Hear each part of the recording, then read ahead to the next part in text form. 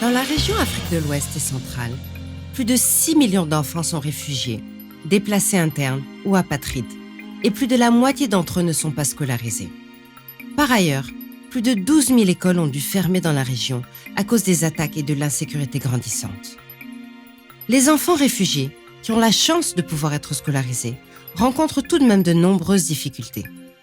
Ils ont souvent perdu leurs documents d'identité, leur permettant de pouvoir s'inscrire aux examens.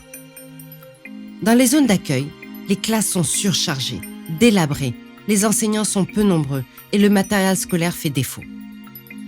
Beaucoup d'enfants réfugiés sont obligés de travailler pour subvenir aux besoins de leur famille.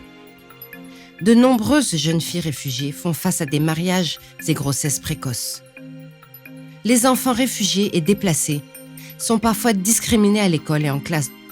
Les traumatismes psychologiques qu'ils ont subis les amènent à éprouver des difficultés de concentration et d'apprentissage en classe.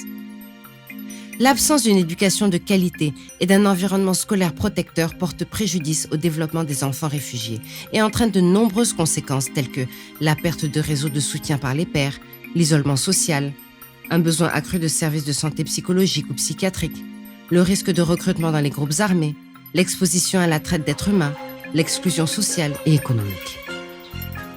Les enfants réfugiés doivent pouvoir être inclus dans les systèmes éducatifs nationaux et l'école doit pouvoir répondre à leurs besoins spécifiques afin qu'ils évoluent dans un environnement sain et protecteur.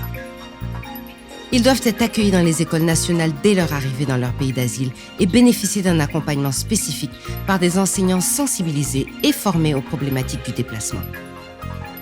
Les enfants réfugiés doivent pouvoir rattraper leur retard ou acquérir des compétences complémentaires, linguistiques par exemple, grâce à des programmes adaptés et flexibles.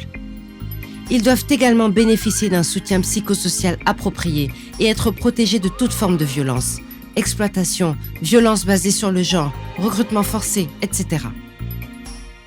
Les infrastructures scolaires doivent être sûres, exemptes de violence, accessibles aux enfants handicapés et adaptées à tous les élèves.